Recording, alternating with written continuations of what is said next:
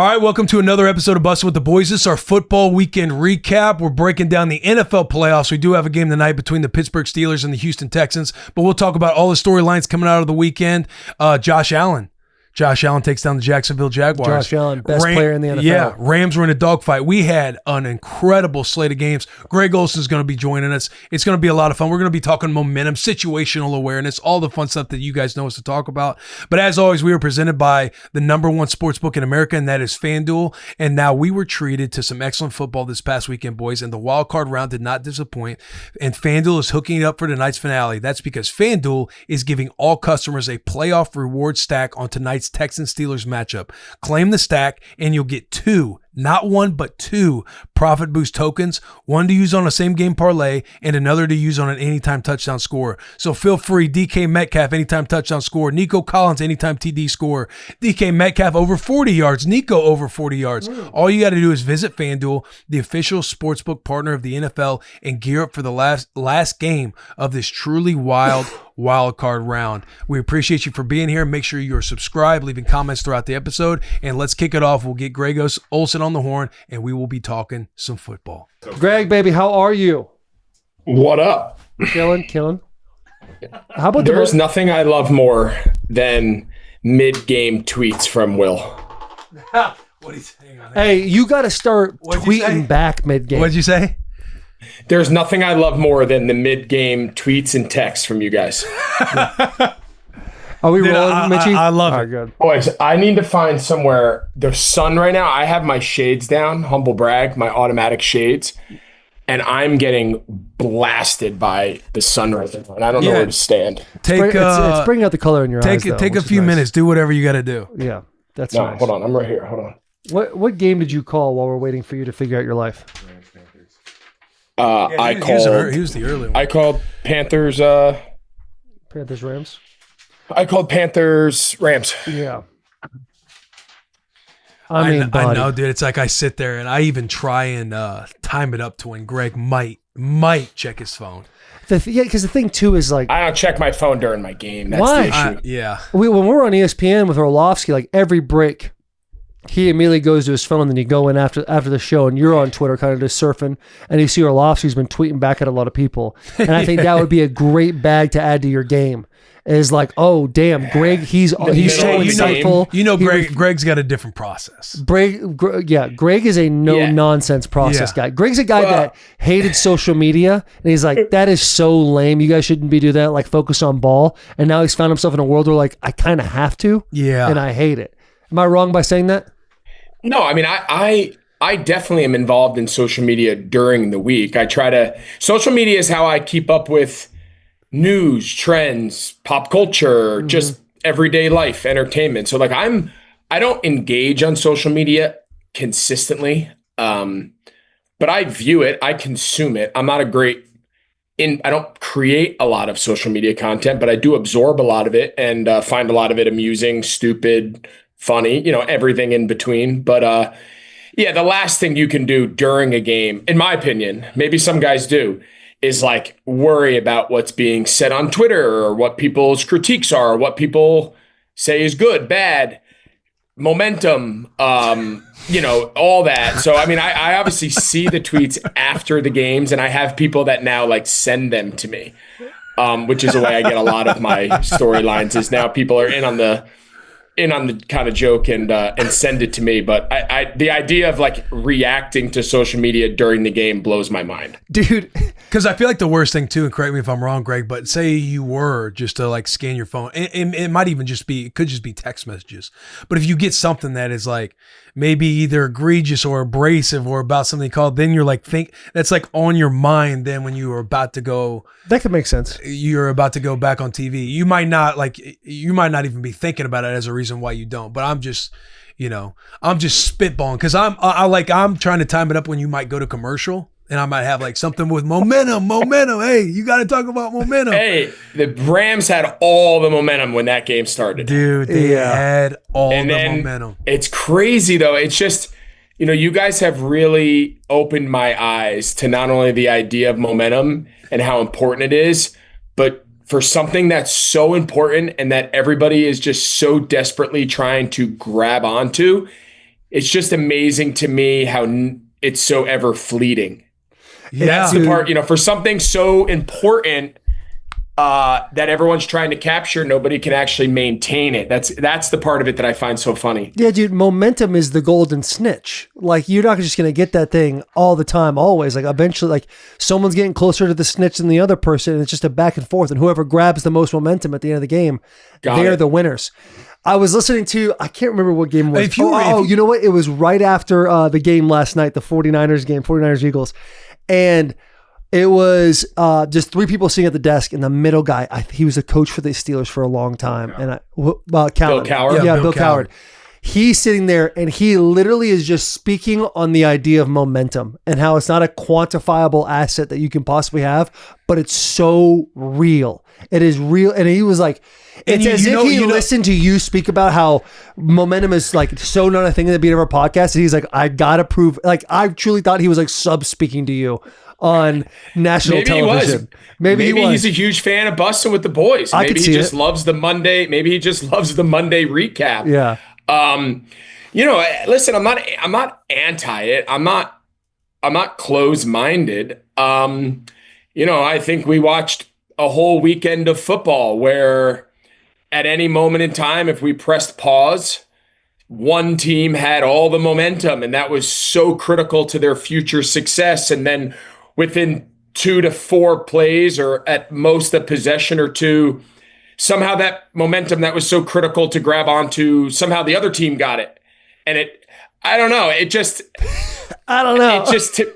just to me, so it just feels lazy. It just feels like I don't know what else to say. So I'm just going to fill this in with this no one can tell me I'm wrong. No one can prove to me I'm wrong, but in no world can I prove that it's right. Well, you just, again, there's moments where you have the momentum and then boom, you can lose it. Bam. Like Carolina gets in that game. They don't get back in that game if the Rams continue to build on momentum and the ball just doesn't hit Puka in the head or hands. Like, so if they had all the momentum, why did Puka drop the ball? Puka's not mad that he dropped the ball. He's mad because he hurt the momentum. You flew too close to the sun. There's too much momentum. There's this fine balance of having the juice. It's like when Drake May, they do that little speed option and he pumps it on the DN and DN falls for it. He goes up to get a first down. Like this juice comes in your body to like, I'm starting to feel it. I'm playing with this different level of swag, but you can't fly too close to the sun, get over your skis and think everything's a cakewalk. You still got to execute. And then the moment you have a lapse, and it can happen like that, momentum gone. That's the thing, man. Think about all the practices, the games that you've played in your life. When you walk out and you're like, bro, I really can't miss today. That's momentum. And you start balling out a little bit, and all of a sudden you're like, I'm feeling myself. Oh, yo, you see Greggy? You see him on the outside block right there? Oh my, he just caught a nice little thing, took a little farther, bang, he's feeling himself. Then all of a sudden, through the hands.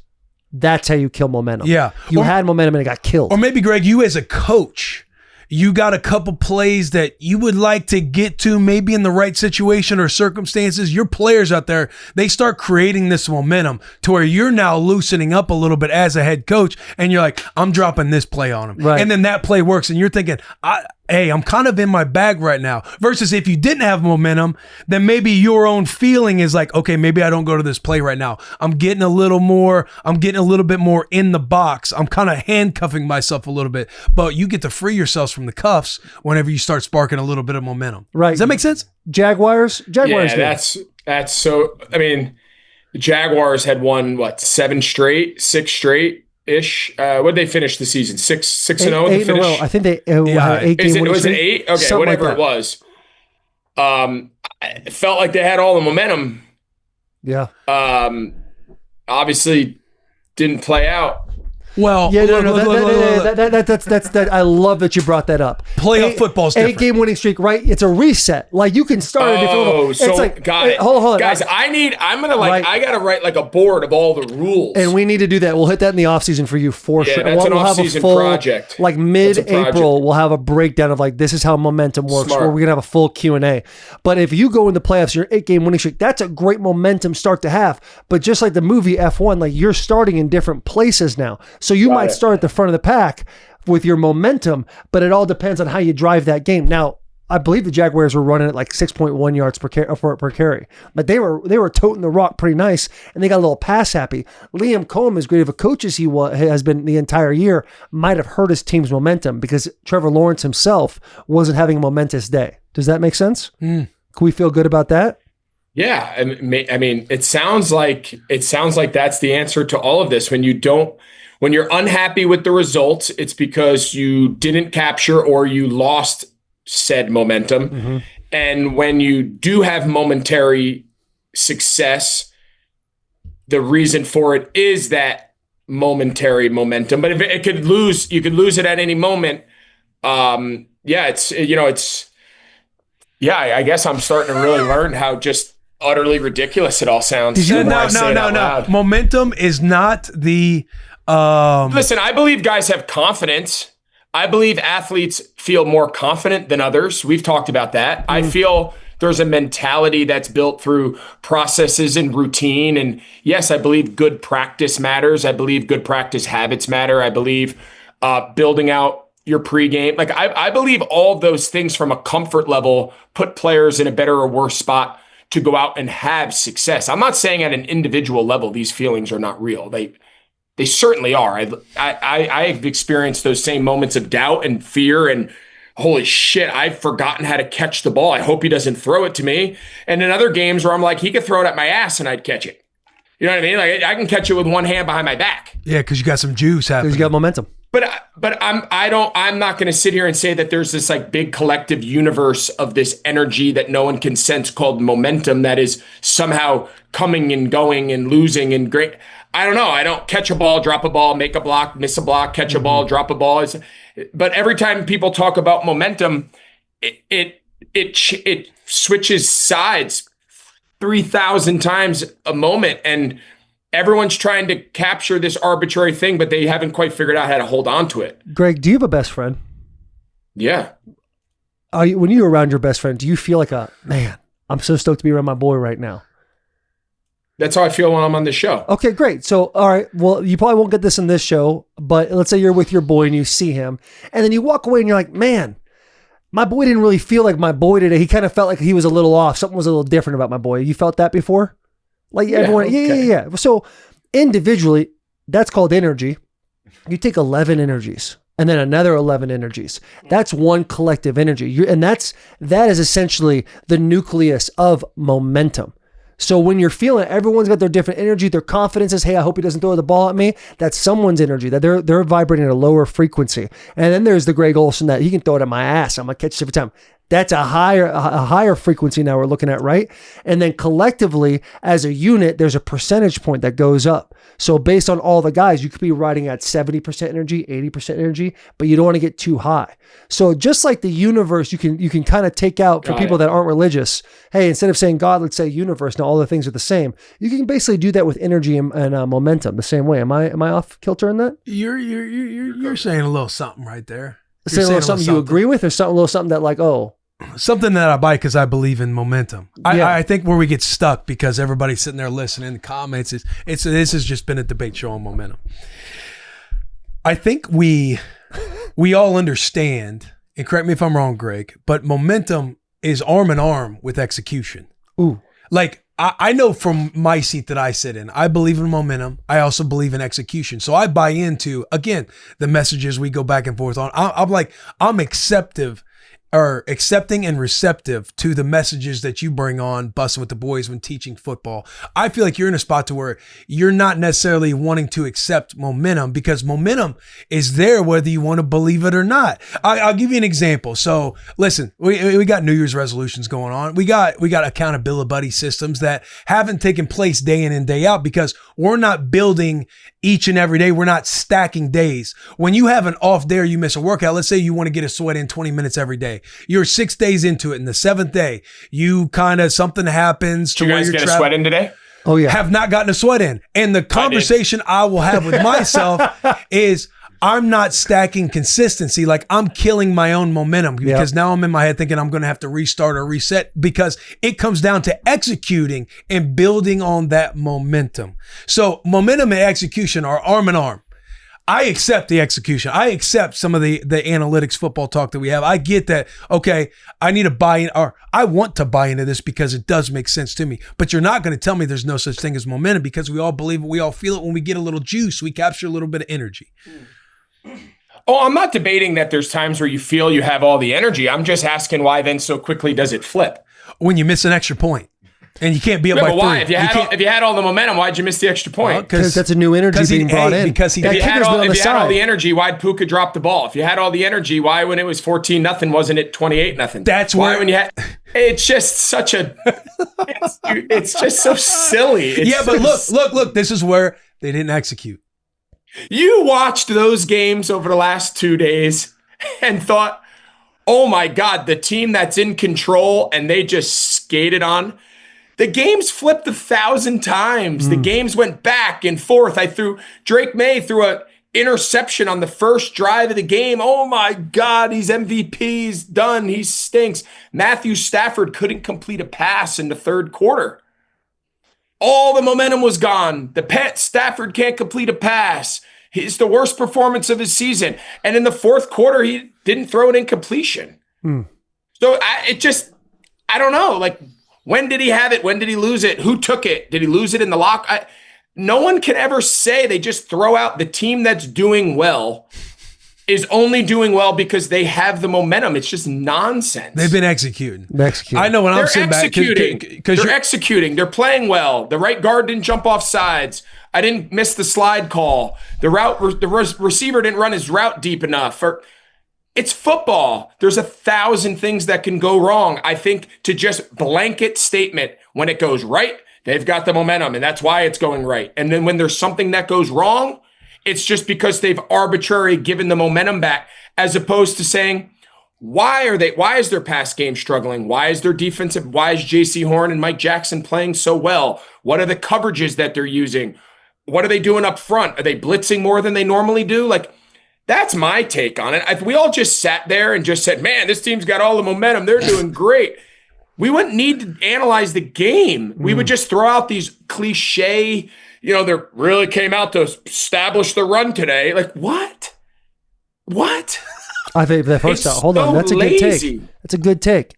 No, it's just lazy. In my opinion, it's lazy. Now, I certainly don't have all the answers. This is just one man's opinion of doing my job of trying to present context of a football game that's very complicated and very complex, and 1,000 different layers of physical and mental and emotional individuals that are there. I mean, you guys know it. There's 1,000 things. I think to just put this blanket label on the good and bad times related to a word that nobody can define is just lazy. But you can feel it, Greg. Yeah. Can you? Yeah. Were you not? The Panthers felt when the Panthers threw that touchdown, buddy. I was sitting in that stadium, Bank of America Stadium, hadn't been like that in 10 years. That place was rocking. There was 78,000. The scoreboard's lighting. There's a laser show. Jalen Coker's in the back corner. Bryce Young's getting helped up by the official. They just took the lead. They had all the momentum. And then Matthew Stafford went, bloop, bloop, bloop, bloop, bloop, bloop, bloop, bloop, touchdown. And then they lost. Yeah. It's like you said, it's fleeting. It can happen. It's like a fickle game momentum. It's a fickle game. And the audience, the destiny. If we're going to fulfill the destiny of this, the audience that loves to listen in and listen to Greg Olsen come on and hear us talk back and forth on momentum, the destiny, if we're going to fulfill it, it's just Greg acknowledging that momentum's real. You just said it.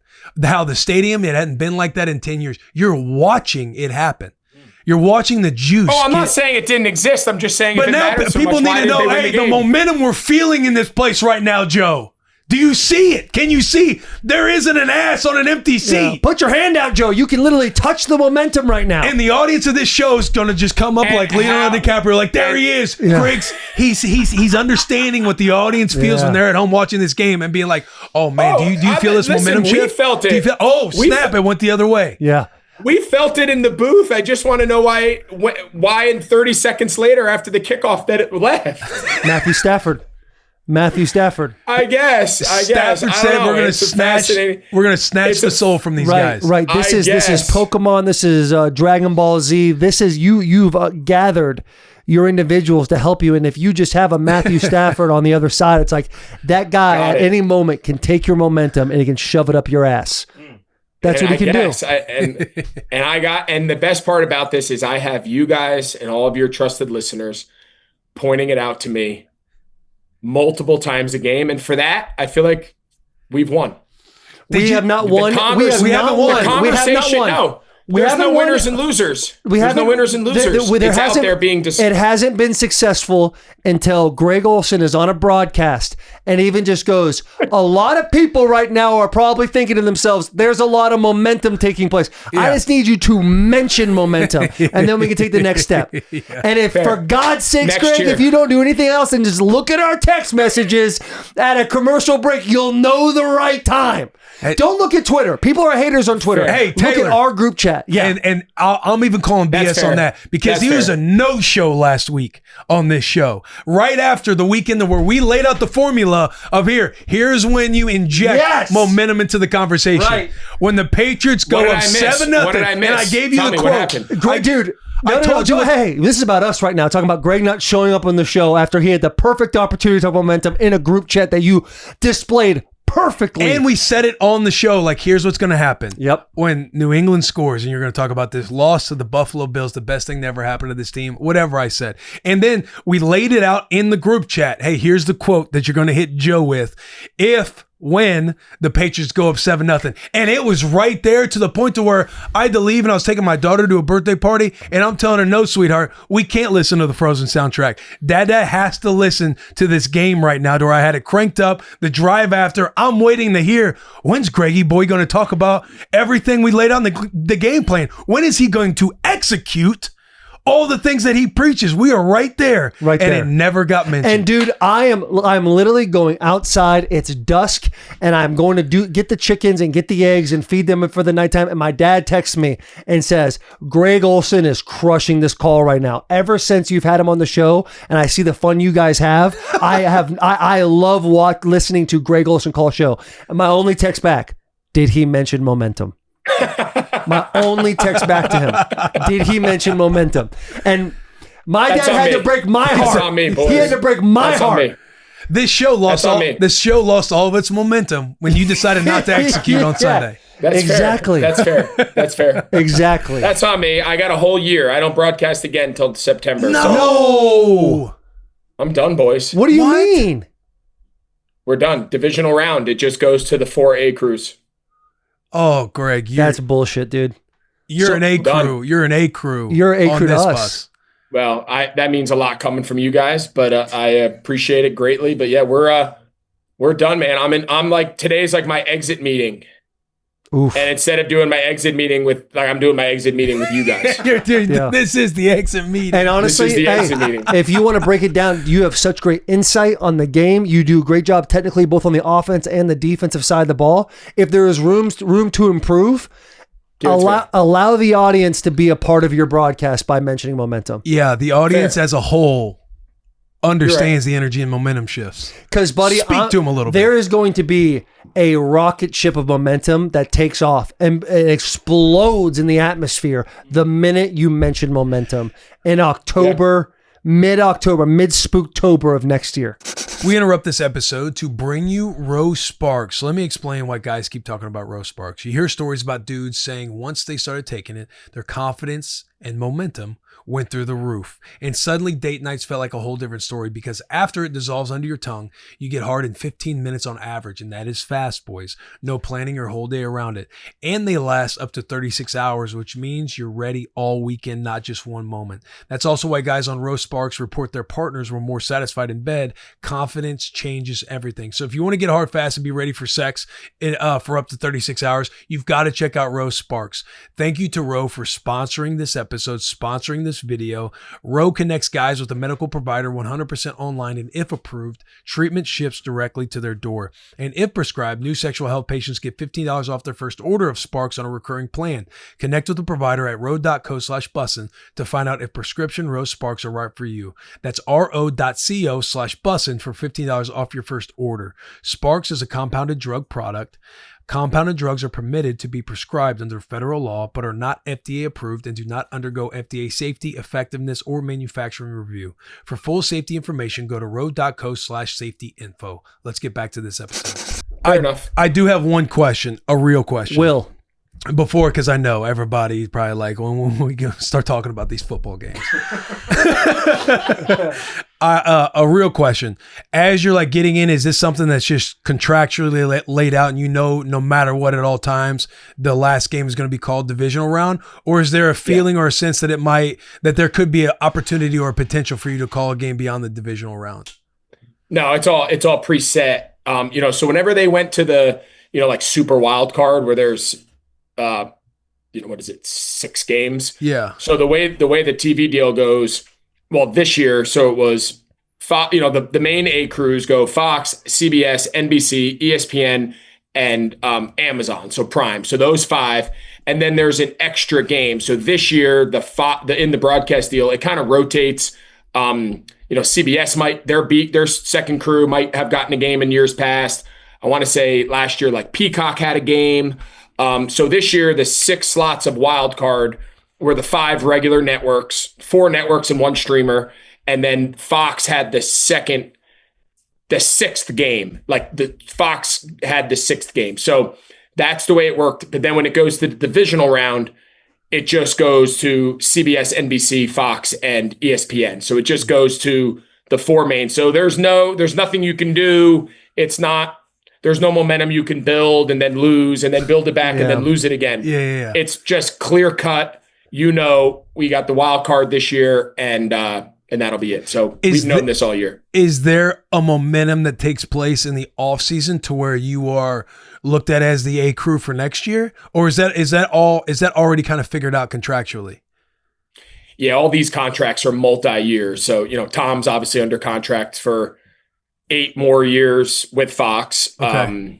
And then, Romo's under contract and Aikman and Collinsworth, Herbstreit, and then obviously all the crews, really the only networks that have like 2nd, 3rd, 4th, 5th, down the line of multiple crews are Fox and CBS, just because, we're the 2 networks that broadcast the full slate of games every Sunday. But yeah, all those contracts, no different than playing. All those contracts are multi-year deals, are laid out into the future, and pretty clear kind of what crew you're on in those. How much longer do you have with Fox? My contract runs out next year. So I got the 2026 season's my last contractual season as of now. Will, we talked about this 2 weeks. Like he's gonna be a Bussin guy in 2 years. Oh, that's right. That's right. Yeah. That's right. Momentum. Am I allowed to ask, going into your next deal, you'd be looking for, I need to be part of an A team? Am I allowed to ask that? You can ask. We'll see if you can ask me. You can ask me anything you want. This is the trust tree. Okay. Mm-hmm. I've been very open and honest about all of that. I love doing this. I love talking ball. I love analyzing the game. I love calling the games. It's something now. I just finished my 5th season doing it, and I really enjoy it. I've called playoff games and Super Bowl and, some really cool moments. And my plan is to do this for as long as people will have me and don't kick me out. The reality about this world is there's only a couple of those top jobs, right? Each network has one, and there's only really 5 networks / streamers that are in the game as of now. So, those seats don't become open very often. So you kind of, it's really just a waiting game and buying your time, and just try to, no different as a player. You just try to do as good of a job as you can in the job that you have at the moment. And you just hope over time people see it and believe in it and appreciate it. And some do, some don't, but you need one person that really likes the way you do it and feels that you can be an asset. And there's also a big timing element of that. Like, are you available? Is the seat available? So for right now, I'm really happy doing what I'm doing, calling games. I've got a great crew. We call some really cool moments, obviously playoff games and whatnot. So I'll, the rest of that, there's really just like an element of you just got to see how the market opens up. There's not a whole lot that you can do. Yeah. If hypothetically, since we're playing the Trust Tree game, let's just say like a Netflix got like a slate of games, like they were now a part of that group of CBS, Fox, ESPN, all that, and they're like, hey, we need an A-list crew for a game, and you're in an exclusivity deal with CBS. Would you humor the idea? Or they're like, let me ask it in a way that you can actually answer. Would there be a buyout that kind of takes place if they were to buy you out and go to like Netflix, or how would that work if hypothetically there was an option for you to be an A-list guy?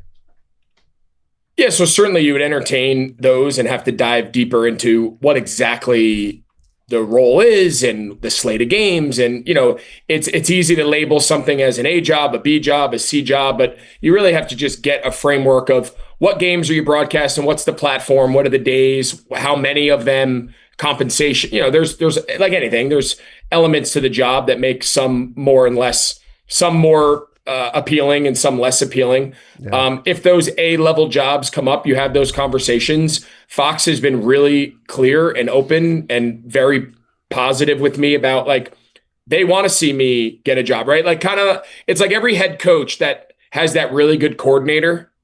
If that coordinator at some point one day earns the opportunity to be a head coach, those head coaches say, the good head coaches say, we want to create an environment that we can showcase you and get you to the level that you wish to go. And that's how Fox has been to me, both publicly and behind closed doors. So I've been appreciative of that. And if those opportunities present themselves, for obviously you would explore it no different than you would in any other industry. Mm-hmm. I love that. Mm-hmm. All right, now talking football. Hold on. I just want to know real quick. How long do you want to do this before? How long do you want to do this? Like, is it until retirement? Troy Nunes, he says you're doing it forever. I want to know what you think. Troy. Yeah, I mean, my plan right now is to, I'll be 41 in March, so I'm relatively young in the TV world. Yeah. I might be younger than Will. Well, how old are you guys? I'm 36. Relax. I'm 34. I'm old. I'm an old podcaster. I'm a relatively young TV analyst. Okay. I guess. I don't know if I have like a set number. Am I going to do this when I'm 70? Probably not. But I don't see any time soon that this is not something that I continue to pursue and continue to do because I love it. It's fun. It keeps me engaged in the game. I've learned probably more in the last 5 years than I did in 14 years of playing. The conversations, the access, who you get to talk to, picking the brains of some of the best football minds in the league. I've learned and stolen information from people way smarter than me. And I think that's being able to identify who those people are and what pieces of what nuggets they're giving you that are really good, I think is the key to success in a lot of ways. And that access that we get as TV analysts has been really fun in that regard. I love that. I do love it as well. Don't steal stuff on the internet. People gatekeep a lot on the internet. They do? Yeah. That's stuff out there. So Greg, in your opinion, the games you've watched, because we still have Houston and Pittsburgh tonight, which team do you feel like has the most momentum coming out of the wild card weekend? It's a great question. It's a great question. It's a great question. I think, what's so hard other than last night's game, which felt like probably beginning of the fourth quarter, it felt like the Patriots had all the momentum and they weren't going to give it back. Yep. I feel like so outside of the Patriots, who I felt like won that game handily, I had no point that I think the Chargers were going to score a touchdown, let alone 2 touchdowns to come back. Their offense really struggled and the Patriots defense was awesome. Your boy Vrabel, his plan on defense, the way he handled those end of game drives over the 2-minute warning with the substitutions and slow playing and draining clock. And he really handled the end of the game. I thought he should have went for 2 to make it 14. But outside of that, I thought he really handled the end of game really well, draining that clock on that last possession of the Chargers. The other games were so close, right? Like, I think you can make an argument that we could have the Panthers and Philly and the Packers could just as likely to be playing next weekend as the teams who won. So, I'm not sure if there's a clear-cut favorite. Right now, I think Seattle's sitting pretty good, sitting there a week rested. with teams coming to them after having the bye. I think the Rams probably, for a non-divisional team, probably have the best path. I think they'd much rather go play Chicago coming off that win against the Packers than go play a rested division rival in Seattle that they, have had 2 big games against already. So I would say probably the Rams have the best path to the NFC Championship. The Rams and the Seahawks would be my bet. Although every time we count out 49ers and McCaffrey and Shanahan, every time we say they have nobody left and they have nobody worth a shit, our boy, we got to pour one out for our boy. Yeah, Kittle. That's what I was going to bring up. So heartbreaking, man. Heartbreaking. Yeah. I hate it for him. I tried FaceTiming him this morning. He didn't answer. I get it. Do I see San Francisco going to Seattle and beating them decimated? No, but we've also canceled, counted them out the entire season. So I guess anything's possible, but that was a really bad answer, but I don't think there is a favorite. I guess if I had to say, it'd be the team that didn't play, and it would be Seattle. See, momentum, if you're just looking at it from strictly a momentum standpoint, hard to not look at the Chicago Bears and go, that team's got a lot of momentum right now. Based on the second half being down 21-3. But what if there's what if there's a decline because there's like an emotional letdown? Like, how do you quantify that? Very real. And like, momentum is not a foundational piece. It's something you gain after just like putting down your foundation as a team. And the Bears, as exciting as they are and how much momentum they do have, they are a team that needs momentum in order to continue their playoff run. Mm-hmm. Like, dude, have we seen a better throw in recent years than that 4th and 8 by Caleb Williams? I mean, that was the most incredible throw I have personally ever watched live and been like, oh my God, this kid is absolutely amazing. And then to go the next play and have his feet set, perfect pocket presence, ball high and tight, and deliver a ball that sails away from him. It's like, man, if he can just, when the pocket's clean and you're just stepping into your throw like a normal quarterback, if you can acquire that skill, he will be the most dangerous quarterback in the NFL. I can teach that. I can't teach the first one. Yeah. You can't teach that. That's incredible what he did, and he put it perfectly where it needed to go.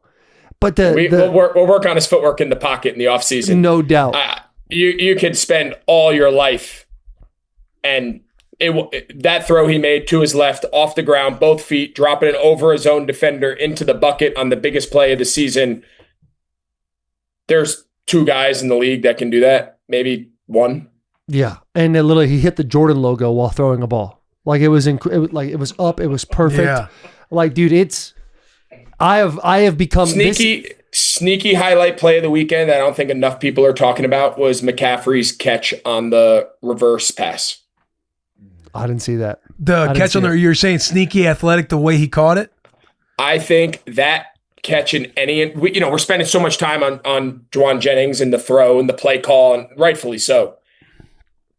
The catch that McCaffrey, anyone who's ever tracked the ball over their head knows that the ball that lands on your backside ear is the hardest catch in football because it's like the Willie Mays, right? It's like behind your helmet.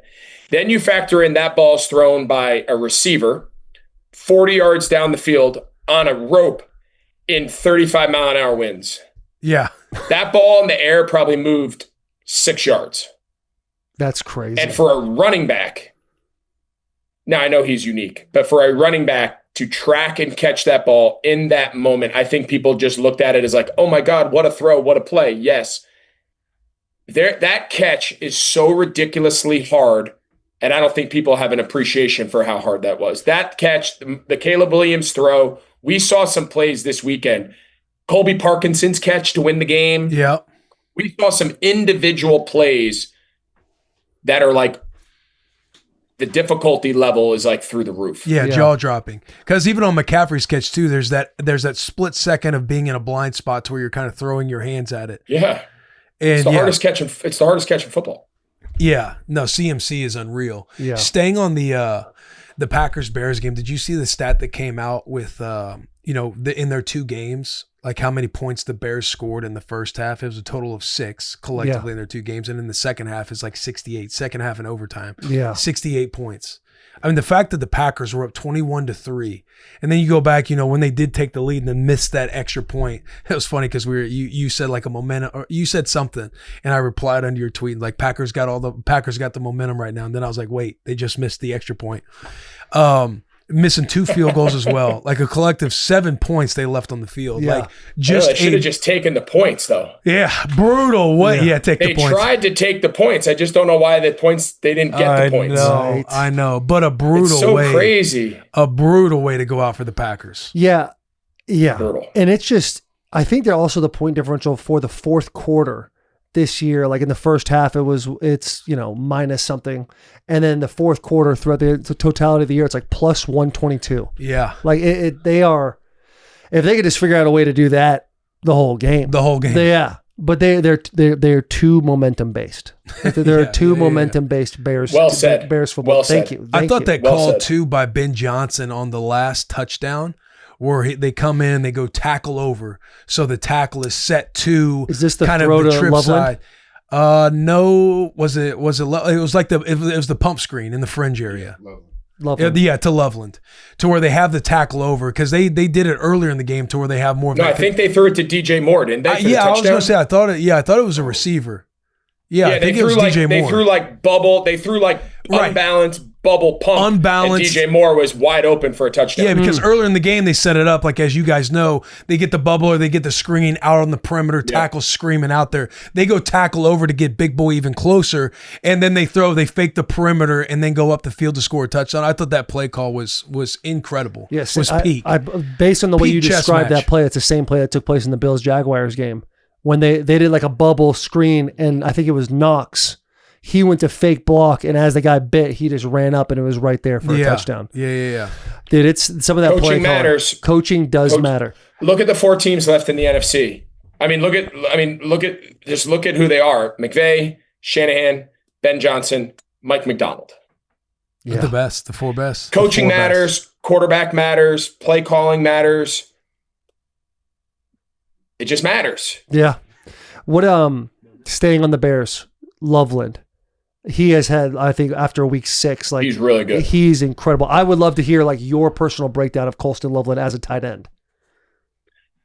Well, I'm glad you asked. So I've always thought there's 2 camps of NFL tight ends. And this is not a knock on anybody. This is just the reality of the position. There's 2 camps in the tight end world. The first camp is, while not easy by any means, the first camp is you are going to be the product of your system in the fact that play action, you're going to catch a lot of like slam flats on bootlegs. You're going to catch play action, shallow drags and crossers. And I'm just going to scheme you open. Couple check downs in the passing game on 3rd down. And next thing you know, you look up at the scoreboard and you got like 4 or 5 catches. I always looked around the league and said, there's probably 30 guys in the league that could have had those catches. There's nothing unique about your route running. There's nothing unique about your separation skills, your leverage, your chop. There's nothing really unique other than you were in that position and the play dictates you getting the ball.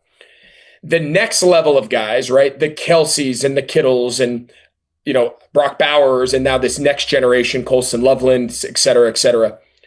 They then can go above and beyond and they can be flexed out wide like Colston Loveland and run like a fade comeback to the front corner on a defensive back for a critical play on the front left corner of the end zone. He can run separation sail routes and pull away from safeties and track the ball in space. Like those are the guys that you want to find because yes, they'll catch a couple flats. They'll catch a couple easy checks, a couple OTBs. Trust me, they all count. I caught 1 million of them. Can you go above and beyond the play call? And when it's just, hey, you got this route and it's not the perfect look and you got the wrong leverage of the defender, can you flip that leverage? Can you separate? How do you get in and out of the breaks? How do you high point contested catches? Can you make the plays that aren't just schemed open for you? Those are the guys that are the top tier dudes. And that's Colston Loveland. I thought that coming out of college when they drafted him. Now we can make an argument whether you draft a tight end 10 or is it too high, too low? But the bottom line is the dude's a stud. And there's a handful of guys in the league that can play both elements of NFL tight end. And of all the young guys, he's one of the few.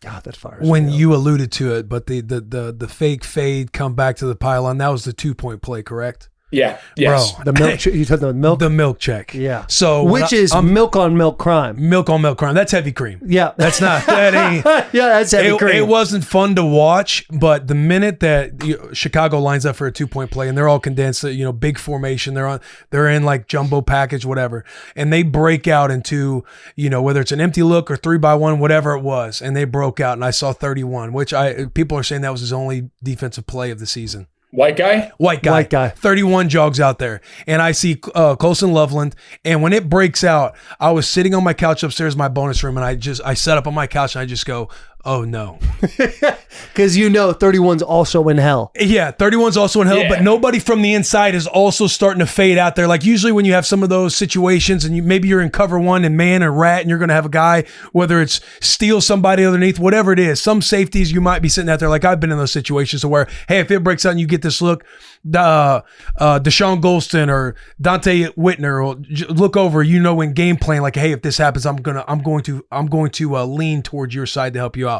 When I saw that wasn't taking place in the Green Bay secondary and this dude was on his own, I was like, oh, this is a milk check right here. My boy's going to get got, and he got. And I hated to watch team it. Every team should get an additional timeout when random white guy gets caught in coverage. Here's what I'll say though. That's so fair. When I first came in the league, maybe you guys too, I think there were rules about that don't apply anymore, right? Like when we came into the league, I'll never forget, like there wasn't many, but if there was a white guy in the secondary, chances are you were going to go after him. But I think the Cooper DeJeans of the world and those, I think maybe those days are changing, right? Cooper DeJean, first team All-Pro, or maybe first or second team All-Pro, like you're not targeting that dude. What was the other thing? Riley Moss. Defensive ends. What's that? I said Riley Moss. Cooper DeJean, Riley Moss. So maybe those rules don't necessarily apply like they did years ago. Think about Taylor, every defensive end, every white defensive end earlier in your career. What was the scouting report? Gritty, hardworking, effort guy. He's not going to stop, so you got to stand on the whole time. This guy, he'll second move. Right. Not going to run by you, not going to win with speed. Yeah. I don't know if that's necessarily the case anymore, right? You've had Hutchinson and you got Bosa and you got all these freaking dudes that are defying that old school adage. So I don't know. I think we're moving past slowly, very, very slowly. We're still in the process to where there's an exception to the rule. Yeah. But the rule universally is still we're getting close. Alive and well. Again, when I saw 31 go out there, I sat up and I was like, oh no. It's over. Yeah. It's over. And Greg, basically what you're saying is what we've been saying for the last couple of years is we might be up. White boys were kind of making a comeback in the secondary, and that's massive. They would have had to have 31 would have had to have made it very competitive for Loveland to catch that football. But for it to be like we're seeing a good competitive rep out there. But as we've already identified, that's a heavy cream play. Yeah, that's white on white there. That's a tough matchup. Yeah. But the point is, there's very few tight ends in the league that are going to go out and run. Like I call those, like he's running real routes, right? There's a difference between running routes and running real routes.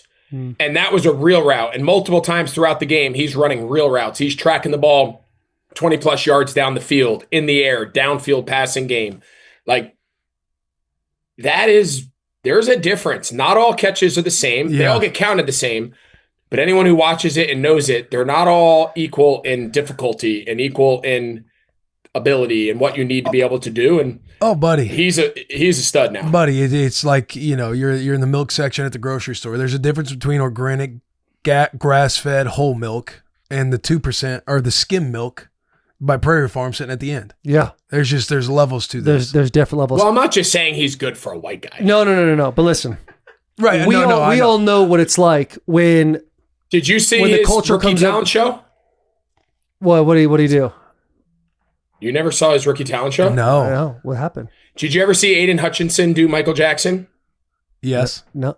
You're saying that? Do you actually see it? Yeah. You guys have any idea what I'm talking about? Hutch out there dancing on every commercial he's on. So yeah. Hutch. So we got to start evaluating these guys. Like they should at the combine, they should have these guys get up and say like, all right, you just got drafted. Get up in front of the team room and show me, because Hutchinson was awesome. I think he did like Billie Jean. Great. Turned out to be a great player. Colson Loveland saying I can't remember off the top of my head. It was excellent, like standing ovation, excellent. So I think the signs were there early that he was going to be a good player. We've all three of us have been in a moment where it's, whether it's college or high school. For me, it was college. When you come up, the culture comes up to you and be like, hey, you're pretty X, Y, and Z for a white guy. 49ers and the Eagles, man. I feel like the Eagles is a perfect segment for our taste of the offseason, because the Eagles have had ups and downs all year. And there's always been this, they'll get it figured out. They'll get it. Don't worry. They have so much talent on their roster. Look at their defense and how great they are. They got 2 number ones at wide receiver. They got Saquon Barkley. They got Dallas Goedert in the back, who's a top 5 tight end, top 10 at the very least. And then they fumble the bag against a team that loses George Kittle early. Trent Williams is playing injured. They have a bunch of guys just riddled with injuries, and they fall.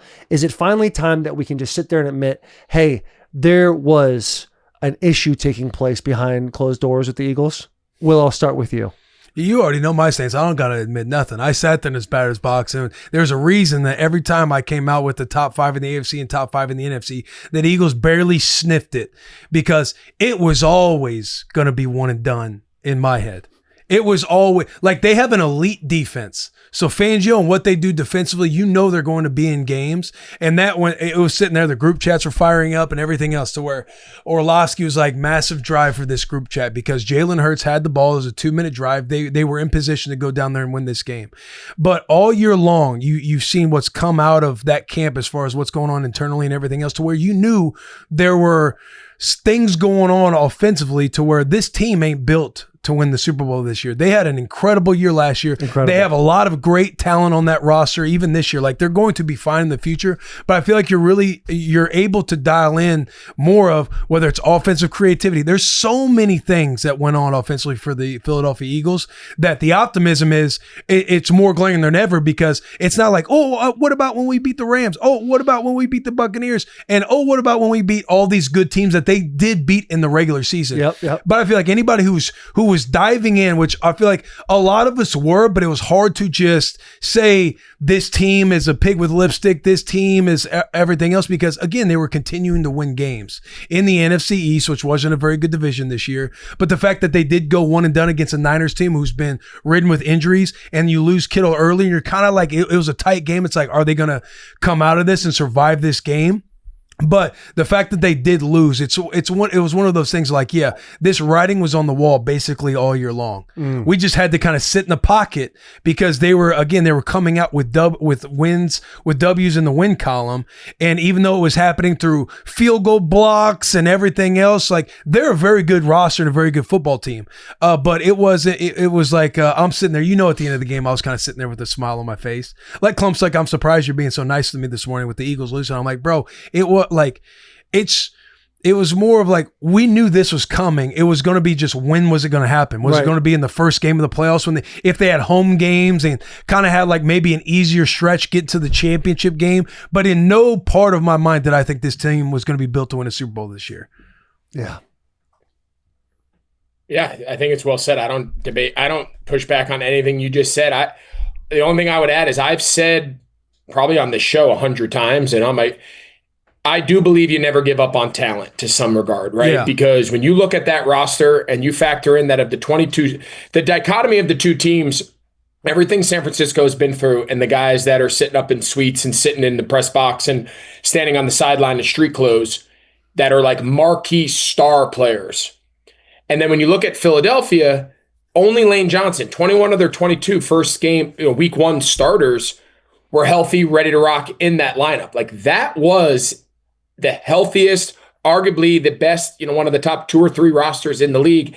And for the most part, their top line guys were all there, with the exception of Lane. So there's no question that's a underachievement, right? There's no question that getting knocked out by a team at, losing a game at home, a team, San Francisco, albeit they still got Purdy, they still got McCaffrey, they got, 2 of the best coaches in the league, and Shanahan and Saleh. So, they still got stars, but that team is decimated. That defense that they played against, that they couldn't score in the second half against, was playing guys that weren't on the team 3 weeks ago. Mm-hmm. They're down to like linebacker 5, 6, like, it's remarkable what San Francisco was going to do. And at the same time, there's no question it's an underachievement. There's going to be change. It's not going to be Sirianni. And I agree that he should not go. I mean, he's won more than maybe anybody in history. 2 Super Bowl appearances and 5. You're like, that's a non-starter to me.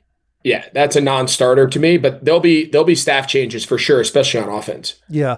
A lot of things that are getting me by surprise is people calling for LaFleur's job right now.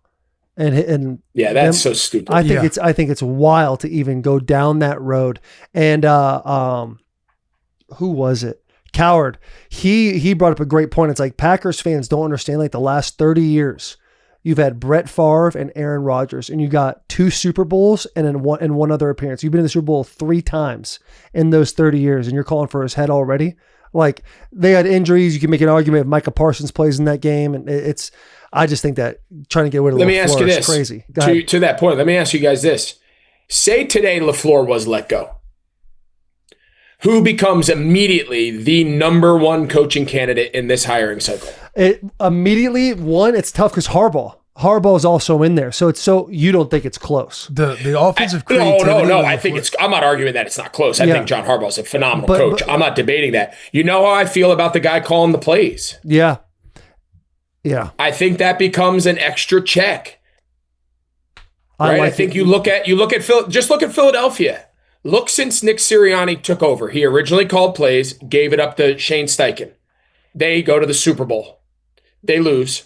Steichen gets hired as the head coach of Indianapolis. He brings in Brian Johnson.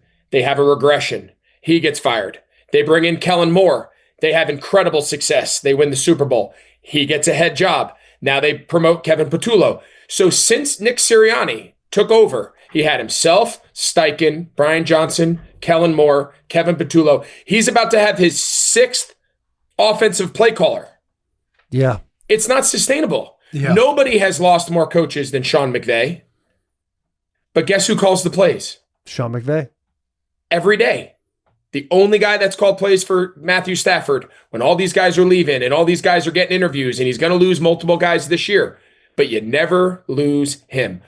So again, I'm not saying John Harbaugh is not a phenomenal coach. His track record, his record, all that speaks for itself. I'm just saying, if you have success, which you plan on having, what is your answer to replacing your play caller over and over and over again? Right. It's a phenomenal point. It really is. Because it's like you can say that and then also say, Coach LaFleur and the staff's going to look back at how they went about everything in the second half. Maybe it's aggressive play calling, whatever it is. But that's something that you can learn from, fix, and get better at because you still have the foundation that's there, which has been Coach LaFleur.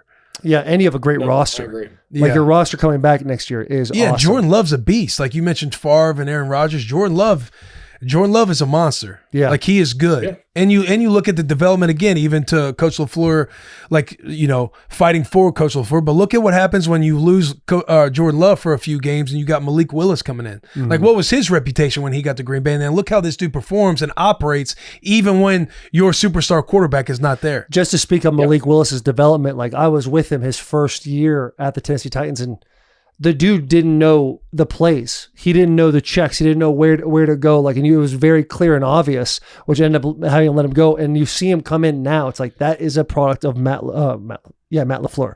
Yeah, and that's just it shows how much he does for quarterbacks. And I love the take on the play calling because you're absolutely right. It's great to have like a CEO type that can handle like Sirianni can clearly handle the personalities. I know him and AJ had a little back and forth in this last game, but he handles personalities really well, which is a big thing for a head coach. But when people leave and the product you put on the field doesn't change because your ability to take on things, that's unbelievable. Mm-hmm. That's what you want right there. And we said this about your boy Vrabel when I called their game in Week 18 against the Dolphins.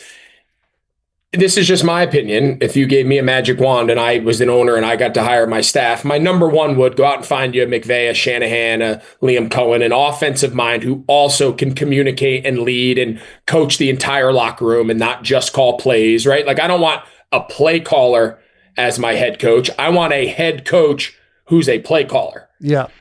The second best option is Vrabel. right? Vrabel, CEO type, highly organized, has been there before, has had success. You saw him handle the end of that game last week because he's not in the headset having to make every single schematic call, right? He's letting coordinators call. He's managing the game, managing the managers. The advantage that he has, especially on the offensive side of the ball, where it really matters, is he has like the bounce back former head coach play caller in Josh McDaniels. Mm-hmm. That's a very unique standpoint where Drake May is a potential MVP candidate and Josh McDaniels is most likely not going to interview for a job. Right. So if you can get like the former head coach who's kind of had his opportunities and now he's bounced back, that's Andy Reid with Steve Spagnuolo, right? For all the success that Andy Reid has had, only Matt Nagy has really gotten an opportunity to be a head coach, unless I'm forgetting somebody. Yeah, on the offensive side right, of the ball, Spags on the and then Spags, who's been the architect of that defense, which I would argue is the only reason they had that long sustainability, because the offense started to fall. Spags got all those young defensive guys and took them back to the Super Bowl in year one. Spags interviews, but does anyone really think Spags is going to get a head coaching job? Right. He could. So do you think that's? Is it way more offensive than defensive in your opinion, as far as like play the calling of the plays goes? I just think it's easier to find defensive coaches. I think defensive coordinators and former defensive head coaches get fired more frequently, and they're just available, right? I mean, you look around the league at guys. I mean, let's just look at this playoff cycle. In just this season, you got Robert Saleh. He just the 49ers defense really struggles last year, and Robert Saleh becomes available. The year before that, Steve Wilkes, former head coach, was available. Yeah. You look at Vic Fangio, former head coach, was at the Dolphins.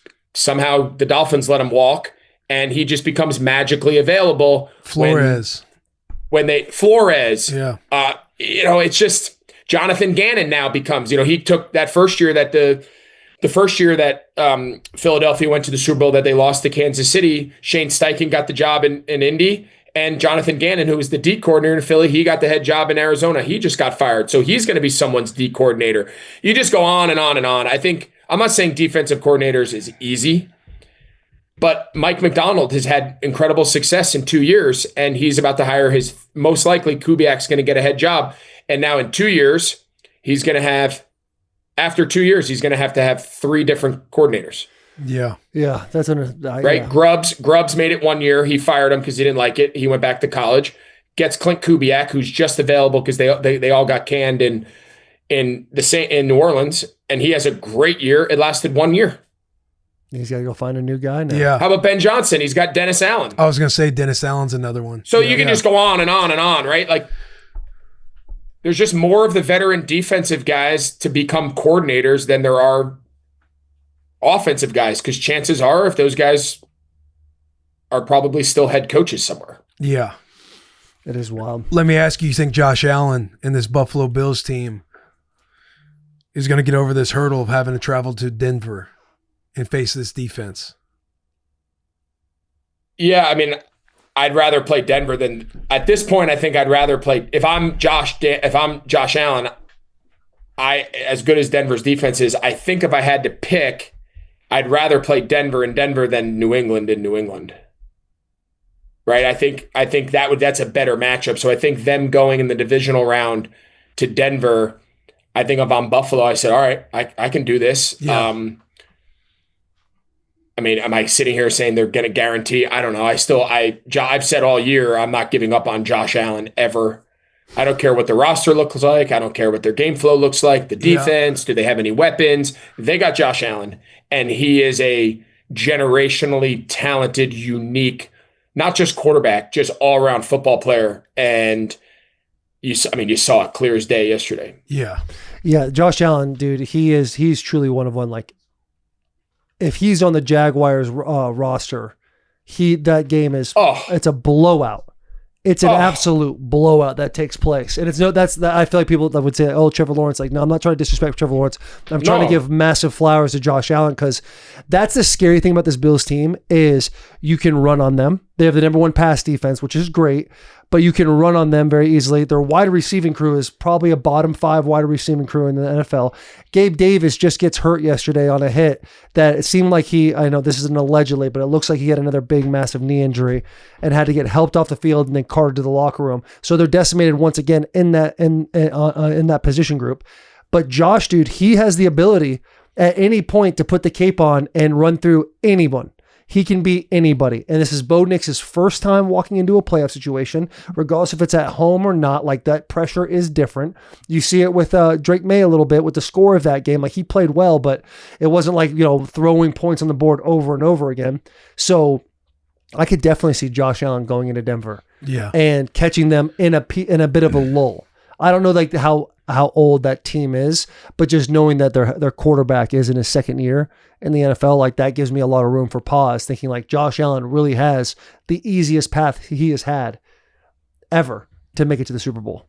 Yeah. The Denver's defense is for real. They are for real. No, their defense is for real. There's no question. And Sean Payton can coach his ass off on offense. I'm not saying you get to the divisional rounds, there's no such thing as an easy matchup. Yeah. There's no such thing as a good matchup. Right. There's some that are better than others on paper. I think I could go on and on about how good Josh Allen. I mean, look at what Brandon Cooks did. Brandon Cooks wasn't even on the roster a couple weeks ago, and he had the play of the day. He kept their season alive with that long explosive down the middle that set up the end of the game. What's crazy, the tush push and all that. What's crazy is that tush push you brought up. Like, the Bills were on the side of banning the tush push last year. Yeah, it was ironic. And then they ran it for what, six yards? Yeah, that was unbelievable. Unreal. To the point where like they didn't score, and I'm thinking to myself, that's actually a really good thing that they didn't score. They probably should have took more time off the clock. But it's like, that was insane that you were able to do that just now. But also like the Jaguars and Will, you got to give Will a lot of credit because, I think it was early, like middle of September, he's like, bro, I'm telling you, the Jaguars are a sneaky team. And me and my Tennessee Titans brain is like, no, they're not. And you watch that game, and we've already talked about the wide receivers, but every time the wide receivers caught the ball, they're getting tackled immediately. Open space, the first guy's bringing them down. Like, they are an extremely well-coached football team. And I think where they lost it was getting into the pass a little too much with Trevor Lawrence, who clearly was having a non-momentum type of day. Like, their momentum was clearly on the run game. Yeah. They stay fair enough. They stay sneaky. That defense now is serious. They're good. Yeah. Josh Allen's just a freakazoid. Unreal. And it's like you're sitting there. We got to watch so many good games, so many lead changes. And when Jacksonville took the ball, it's like, all right, this can be like a Trevor Lawrence legacy game. Yep. And to see the ball hit the hands, get tipped up, and get picked off on that first play. Play. Oh.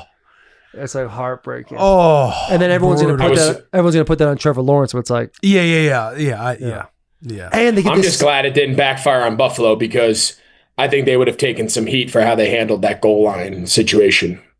Yeah, right. You take as much time off the clock as you can because they had all their timeouts, right? Yeah. So Jacksonville had all their timeout. Well, no, Jacksonville was out of timeouts. Right. Jacksonville took their last timeout on the tush push that originally was ruled a touchdown. Then they ruled correctly that he was down short of the goal line. Instead of taking a 10-second runoff, Jacksonville elected to use their final timeout. So there was like a minute and 2, and they were out of timeouts. And the broadcast talked about it, and everyone's sitting at home. It's like, you saw Vrabel do it a couple weeks earlier in the season.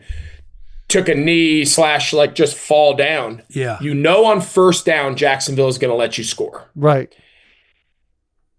So can you just fall down and leave it and say, I got second goal, third goal, fourth and goal, even at Jacksonville now, once you run that first play and you run the play clock down, now Jacksonville's going to try to have a goal line stand because their opportunity of possessing the ball now is irrelevant. Right. Buffalo had timeouts, so they could have still run timeout and handled the end of the game. So fortunately for them, it didn't matter. Trying to run off another 30 to 40 seconds is probably the right move, but again, we judge all of these decisions by the outcome, and when the outcome goes your way, nobody talks about the decision, and that's just the nature of the business. Yeah, and bro, could you imagine if they took that approach where they kind of just fall down, take 30 or 40 seconds off the clock, call a timeout, and then go for it, 2-3 times, don't get it and get stopped? Oof. The conversation we would be having right now. It'd be That's the post-game press the conference, post-game right? press That's the We talked about post-game that. press conference. Yeah, and that's a perfect example of like having the stones to do that. I don't think head coach is thinking that in that moment. They're probably just thinking score. No. Yeah. No, I don't think McDermott. I think McDermott seriously considered doing it. I think it's easy to sit here now and say coulda, shoulda. The part that's hard to predict is you anticipate on first down that Jacksonville is going to say, let them score. But what you don't want is, say they don't.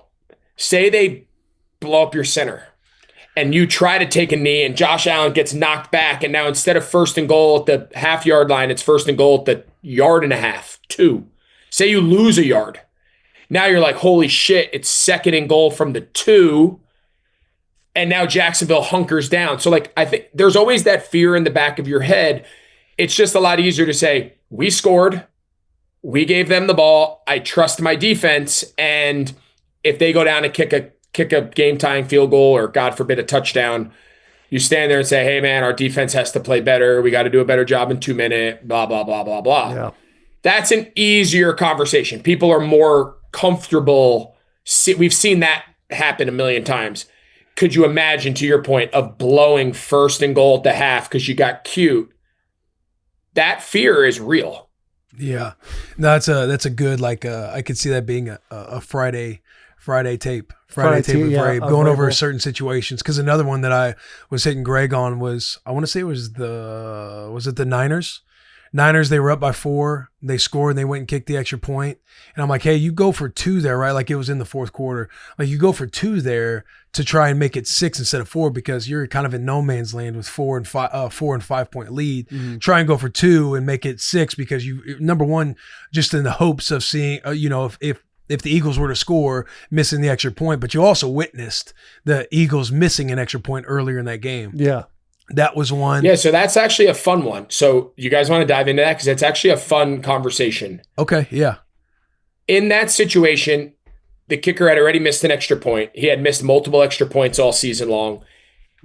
That specific moment, that team, yes, I think I would have tried to go up by 6 instead of you score a touchdown on me. I'll hope that you yank the extra point again and at least gives me a chance, right? If I'm up 5, your kicker, his kick doesn't have any real bearing on winning and losing. Yeah. The next level to that conversation, so put that aside for a second because I agree with Will. Put that aside. The next conversation is a little bit more in depth, and this is where the argument of kicking to stay up 5 because you don't want to be up 4, being up 5 is better than being up 4. So the guy, let's say he makes the extra point, right?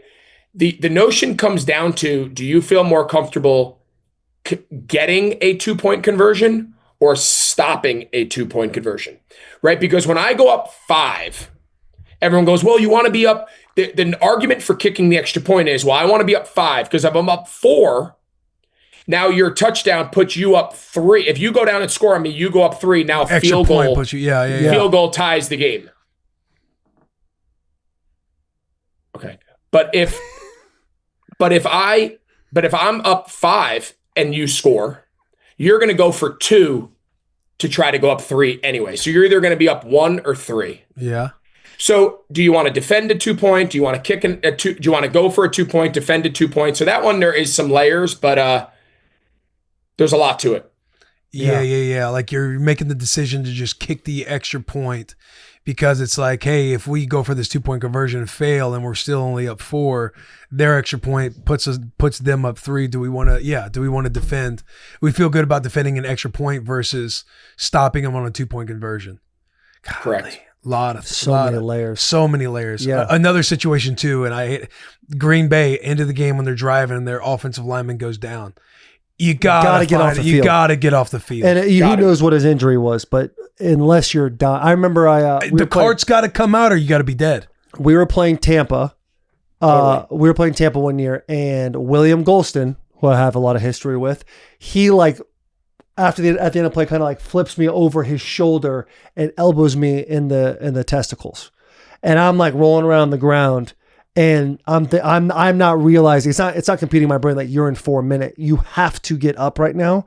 And they blow the whistle. They come out. I'm like, no, I just got hit in the ball. So I run over to the sideline, and Vrabel tore me apart about that in team meetings. So where it's like, no matter what, unless there's a bone out, you need to like not have that clock stop at that point. Right. Yeah, That is like the conversation that coaches are telling you. Like you better, the stretch or something better be happening. You better be dead or some massive situation. Because that 10-second you runoff got to find a way off them. that field. That 10-second runoff, like you can always play like what could have, should have, what could have happened. It's like, I think there's a really strong chance the Packers win that game then. Possibly, but they're just, again, they're able to operate a little bit with just knowing you got 10 extra seconds on the clock. Yes, exactly. Whether or not they score, it's like every backup, everybody has to be so in tune to where if you do have a situation like that, my man's crawling off the field and they're yelling, they're cheering for him to get off on the sideline, the backup better be ready to sprint in. That's the entire operation of everything that like Vrabel definitely teaches and coaches, but everybody being so dialed in tune, and prepared for a game so that way you can manage the game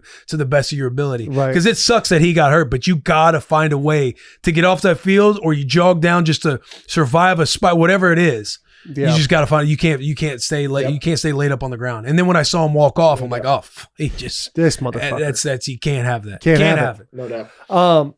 Dude, Miami. Killing it. You did it. You're in the national championship. And you were out there for the game. That was fun. Yeah, I went out there just for the quick up and back, and it was awesome. Dude, I mean, Cristobal, the whole thing, the conversation we were having a couple weeks ago about, I just can't believe that Miami, they finished third in the ACC, has just been doing it, man. And I literally got to get into the dance, bro. I was on ESPN, and Greeny looked at me and he goes, "It's 2 minutes left in the game. Carson Beck has the ball in his hands. They have to score to win a touchdown. What happens?" And I go, Ole Miss will go to the national championship if that is happening. I basically kind of just throw Carson Beck under the bus. And only to see him do that exact situation and put it in my face, bro. Just dotted around. Because it was the perfect, I want to say maybe there was 3 minutes left because me, JP, and Clump are sitting up there. I'm like, this is, Carson Beck's got the ball. This is what we went over. This is essentially what we went over on Get Up earlier that day. And I'm happy for him, man. It's been a fun ride, and I hope they can pull it off. One more. You going to the last one? Yeah, we're going to take the family down. We're going to let's go down there and ride it. Did you tell Cristobal? Awesome. You just tell him don't upload anything to the cloud. Have you been seeing that? No. What does that mean? There's like whispers and rumors and allegedly that Indiana has like an advanced Connor Stallions operation going on. Oh yeah. I've heard I thought you were talking about something different. My kids told me about that. I don't buy it. It's like hacking into comms. Yeah. A lot of things, like stuff to upload with the cloud. Like there's a conspiracy that people are tying it. Mark Cuban, he's an owner of Catapult, the GPS system that basically the majority of teams use. And when that data gets uploaded, a lot of stuff going on. That would be tough. I don't know. I'm staying out of that. I'm not saying it's truth. I'm not saying it's truth at all. I'm staying out of that. All right. What do you think Miami's chances are? Like, are you right now? The line is, I think, 7.5. Indiana's favored by 7.5 points. The last time I looked at it. How do you feel? We got all the momentum. Oof. I don't think you do. I don't know all the momentum is. Did you see that ass whooping Big Nettie put on Lanning? We got all the momentum. We got all the momentum, boys. It's 8.5 favorite now. So Indiana's gone to 8.5. Even better. Is it? Now they're going to lose their momentum because they're getting high on themselves. Yeah, they're flying a little too close to the sun, like the Rams almost did against Carolina. All right, Greg, you're the man, bro. Thank you for tapping in. Rock. All right, man. I'll talk to you guys. Talk to you next week. All right, see you, Bob. Appreciate you. Love you. Love you. All right, ladies and gentlemen, we're going to interrupt this episode to bring you something we love. It's near and dear to our heart, and it's so close to my heart that I'm actually wearing it right now. It is called True Classic. You can find True Classic at Sam Club, Costco, Walmart, or Target nationwide. You can also go to www.trueclassic.com /Bussin. Get yourself a nice little discount. Get that whole thing going. Now, listen, I had the Pima t-shirt under my Bussin' with the Boys hoodie, but I'm also wearing the True Classic pants right now. I don't know if you guys have noticed. It's 2026, and I'm going through a bit of a change when it comes to my apparel. I'm starting to ease back from the tight, super tight fitted pants, and I'm getting more into a relaxed fit. Now, this is the relaxed fit True Classic jean. It might look a little tight because I'm sitting down right now, but it gives you a little bit of a room. It's got that beautiful stretch in it. It makes you can get up and go at any moment while also looking beautiful and professional at the same time. I personally love it. You should go check it out for yourself. Extremely affordable. But let's get back to this episode. Please subscribe. Oh. Hey, yeah, have you been seeing it? You've had to have seen it. Yeah, I've seen it. But he didn't say it back. I know. But did you see it? Have you seen it? I saw Carson Beck. Have you guys been seeing it? Oh, yeah. The stuff coming out with not coming out like it's truth, but the stuff that's going on. We were texting about that, weren't we, on Saturday? Yeah. I did see, like, I think it was Friday or something like that. Like, I saw like an account that it was like Indiana has an advanced scouting, Connor Stallions kind of taking place. Mm-hmm. And I went to the account, and the account had like 3,500 followers. And I was like, this to me isn't enough. There's more accounts. I will say, whispers have been there, but more underground. This was the first weekend to where I feel like people out there are talking about it with a louder voice. And again, I have no fucking clue. I'm not, because I've loved the fantasy about like talking with all the Indiana fans, seeing what they've done, how they've flipped and turned the program around, and potentially staring at a 16-0 season. I think we sleep on the fact that we might not witness a 16-0 potential season with the parity and everything coming to college football. So the history that Indiana's making, I've loved the story. I've loved everything else, but it's hard. You see everybody going back and forth with Miami. Now you're picking it up because, again, you got all the banter, all the fandom kind of arguing back and forth and debating, articles being written out defending it. So you just see the noise getting louder. The noise is growing, where people are already figuring out a way to put an asterisk on Indiana's one national championship. Already trying to. And, dude, if you're just sitting back as a fan and people are really breaking down that Indiana, when Curt Cignetti took over, Indiana football was the losingest football program in D1 history ever. And he has lost 2 games in his career, as a head coach. Like, if they win this national championship, there's already an argument in my mind to be like, is Curt Cignetti the greatest head coach of all time? And that includes Nick Saban. Dude, just think about it. Nick Saban, he wins the national championship at LSU, correct? Prisoner of the moment, easy. I know. This is, and I will. That's a perfect thing. This is a prisoner of the moment type of thought process. But just stick with me here, and whoever's watching and listening, you can comment your opinions. This is just the avenue I go down. Is Nick Saban? He was at LSU, right? He wins a national championship, goes to Miami, comes back. He goes to Alabama, which has always got great players. Always, they have 4 or 5-star guys. Indiana, and the stat you brought up on ESPN, is incredible to where these schools have like 60-something blue chip players that are 4 and 5-star guys. Indiana doesn't have any 5 stars, and they have 7 4-stars.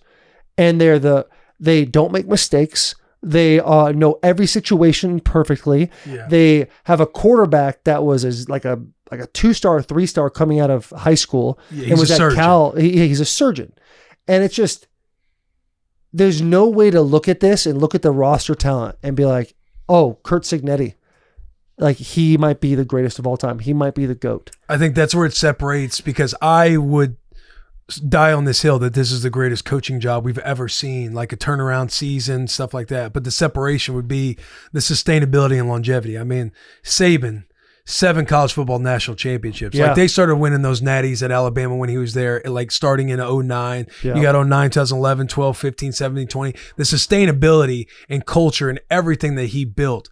Like, there's a legacy factor that he has there. Like, the legacy right now, Indiana finishes 16-0. The legacy is going to be statue. Like, I'm sure there'll be a movie about this one day, because it is unreal. Again, when we're talking to these Indiana fans, the gratitude and just, they're so hyped to be there just to cheer on their team. They travel very well, and all of them across the board is just that it's unreal to them. One guy was like, it's like a dream on top of a dream. It's like a dream beyond a dream. Oh, he's Inception. Yeah. And the way his eyes are moving around as he's trying to explain it, I'm like having conversations with the fans, and they're all so nice and so appreciative and just so fired up that this has happened with their school. Like, it's unprecedented what Curt Cignetti has done at Indiana in these first 2 years. Right. So for him to be like the GOAT of college football. I love the framing of this might be the best, what'd you say, coaching? Yeah, the greatest coaching job we've ever seen. Greatest coaching job we've ever seen. And that is, I think, already done. Yeah. Regardless of the outcome of this national championship. Yeah, I feel you. To go from the worst to arguably the best. And again, the last anything that they won of substance was 1945. Yeah. And when we were talking about on ESPN, it's like since 2000, they've had 20 or 21 losing seasons. It is incredible what this team has done. Bro. And the thing that I saw, was it Josh Pate? He's saying that Indiana has the nicest fan base of all time. You telling that story just now, and it's like, these fans truly are living in a world of gratitude where like, we're just so happy to be here, as opposed to maybe some other fan bases that have been, we need to be in this position. That's kind of program we are. I wonder how long this success needs to be sustained for the fan base to change. To be like, this is what we do. They have a 4-loss season. Like, well, I think we need to can Signetti. Dude, I think he's lost his juice. It would be crazy to see, because I really feel like this fan base, I'm so happy that they're getting to feel this moment, because I'm sure if you're born into being an Indiana Hoosiers fan, you're probably given a certificate being like, hey, this is a good therapist you could possibly have. Trust me, it's not going to go well, but this is your, and now you get to live in it, which is just mind blowing to me. And again, like in America, football is the most popular sport. Like, just imagine being like generations. A dude was wearing a bracelet talking about how it was his dad's and how much he just loved football and Indiana football, even though they were no good. And he's now wearing it because it's like a generational thing. And the thought of like, I'm here because I know he'd want me to come to this game. Like, the most popular sport in America, and for all you've ever known, your grandparents, everybody, all you've never known is, man, we'll never get to like sniff success the way we see all these fan bases have fun, to now it being a spot to like, hey, family, pack your bags. We are going down to Atlanta to watch us in the semifinals of the college football playoff. Some would argue now it's like we're going to this national title. Like, this is crazy. Who knows how long this will last? This is insane. The feeling we get to have rooting on this football team. Some would argue before Indiana has gone on this run, the biggest thing in Indiana is the Brickyard 400 or the IndyCar race that happens there. I mean, their basketball team has been always. They got the movie Hoosiers, but like still, like right. that was the biggest thing that everybody in Indiana would look forward to. Now it's like they have a football team. Yeah, they got a ball club. Man. It's incredible. A ball club that like, I'm trying like Miami has things that could definitely equalize the game, but I don't see a lot of avenues for Miami to win this game, like outright win. It is so rare for a situation like this, for these Indiana fans, for this program, to not only have this turnaround, but to also not be the sweetheart in the situation. They are beating people's asses. Right. Like, they're the big dog walking. And fucking Signetti goes, we don't just beat top 25 teams, we beat their ass or something like that. Yeah. Like, he is calling shots. The Google me. That shot was called, I think, before they got whooped by Notre Dame last year. Yeah, which is funny. And then because somebody but tweeted now we that. Get to play it. Someone tweeted that like never wrong, just early. Yeah, because now they've had like 5 top 10 teams that they've just mowed down over and over. So yeah, it's fucking wild to see. And Curt Cignetti is the perfect guy that if you're not a fan of just watching the storyline, he's the perfect guy for you to hate. Yeah, he's perfect. Yeah. You've got his antics and notions and sound bites, along with Fernando Mendoza's like unquestionably jovial, exciting, like just you could just tell he's just so happy to be there. And it's funny, man. I've never heard the Heisman be called a team award before. I've never heard the MVP be called a team award before. Fernando Mendoza hit that 3 or 4 times in his Heisman speech. Now Drake May and Matthew Stafford, I've both heard them recognize the MVP as a team award. And I could be totally off on this. I've never heard that before. To where it's like, this kid's really just making it all about the team. This kid is really what football should totally be about. Yeah. And that's the shit that juices you up a little bit. I know Miami's going to obviously have an uphill battle. They're 8.5 point underdogs. Going to have to be a physical game. Like, if they got them anywhere, it's at the line of scrimmage. I'm between Bain and Mesidor, and then on the offensive line, these size, bro, like getting to watch and see. And we were up. Tell me about that. We were up in a suite, like we got to see him warming up pregame and everything else. But even up in a suite, and I'm sitting down there, and it's the left tackle. I forget his number, maybe number 70. I'm just like, look at the size. No, Miami. Isn't that like Maui Yaga? Yeah, he's gonna be a first round pick. He's like a top 10. Are you talking about Oregon? No, I'm talking about Miami. Isaiah. There's like World. They have like a first rounder guy that's number 61, but just the size and the beef of this Miami football team is wild to see in person. I don't know if the whites that are making it, the white jerseys, the unis making them look massive, but like this is a massive football team. And they obviously have the skill. They have talent across the board, but what they have up front and that defense plays salty now. Salty, bro. They will have to go up against Indiana, who has been surgical on both offense and defense. They are physical. I remember it's like they were talking about them going out to Oregon the first game. The defensive coordinators on Twitter responding back to people talking about how they're undersized and this, that, the other. Like, that's a physical team who plays very well with their eyes. They're always insanely prepared. Before that Oregon game, that red zone defense only allowed 23 attempts in their red zone across the entire season. Their offense got in the red zone like 68 times, but they only allowed 23 attempts in their red zone and only allowed, from those 23 attempts, 6 touchdowns. There hadn't been a team outside of like 2 games where they allowed more than 1 touchdown. Oregon got 1 or 2 there late in the game when the game was already done and over. But the defense for Indiana is for real. Mendoza is a surgeon. They run the ball well, bro. That running back, I'm forgetting his name, Hamby. number 8. Oh, Black. Running behind that JMU line of cat. scrimmage. They push piles. He finds lanes. Like, they are physical.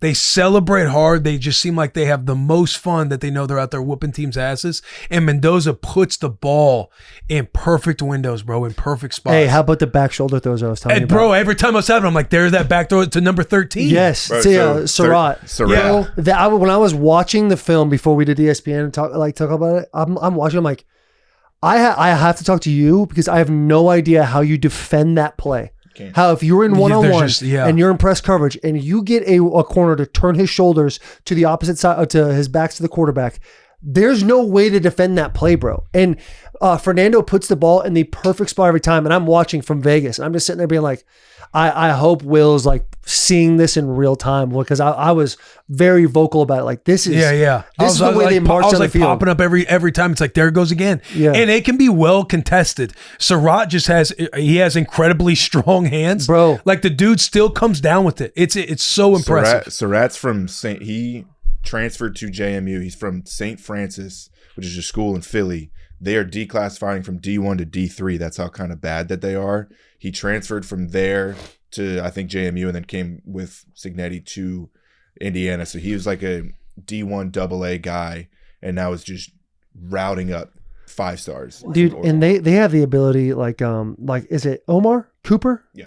Like, that kid also, like, when you talk about the game of momentum, like, a lot of these cats, if they were to be at a JMU still or other schools, like, not having this sustained success, the confidence you got to where Surratt knows every time I run this back shoulder go ball, he believes in his heart of heart he's going to catch it every single time. And that to me really means something, is to have a player with confidence, aka momentum, that we joke about with Greg all the time. Like, it's so beautiful to see. And bro, did you see the clip? You were at the game, but did you see the clip of the defensive end for Indiana putting that move on Isaiah World? Yeah. Oh my God. Inside move. Isaiah does a great job taking over. Then he goes back to the outside, and when Isaiah World turns his shoulders, spin back in, and it's like Kevin Hart's comedy special when he talks about Shaq falling on the ground during basketball games. It is literally, he's like, oh no, and literally falls, hits his back, and lays on his back for a second. And even the way he gets up, I'm like, is he hurt? Yes. Like, it is. Broke his was like, it's a great athletic play by that kid, but you can tell, like, he knows what he's doing from a rush standpoint. Like, you can see he's like, his shoulders are turned now. This is when I make the second counter move back to the inside. And I'm watching it, like, my heart obviously goes out to Isaiah. Like, he's a homie, but that's one of those plays you look at and you're like, he just got you, buddy. And it was surgical, bro, what that dude was able to do. It was truly surgical, where I'm like, yeah, I don't see a flaw anywhere. And it's crazy to see. Miami's going to have to play a clean game too. I feel like the whole, like, the bad boy mantra, everything else. They had some bad penalties, and they got Miami. Oh yeah, they got saved with one where they ended up pushing Chambliss out of bounds. Yeah. Should have been a roughing, but that kid ended up smoking his head on the bench because they had the shade covers. And I saw it in real time. I'm like, God damn, that kid got fucked up for a second. Yeah, I really was hoping Trinidad would pull it out of his ass at the end, man. They came close. I mean, that was a pass interference at the end of the game. Clearly, clearly a pass interference. Like, I was sitting there too, like, this would be so great to have this on, just be on the Ole Miss bandwagon, because I really was. But man, everything was going exactly how it needed to go for Ole Miss to take care of that game. 4 lead changes in the fourth quarter. crazy. Like, dude, it was nuts, man. It's a sick game. And I like, Yeah. as much as I'm like, dude, how are they allowing Ole Miss to just be in the position to throw a Hail Mary like this?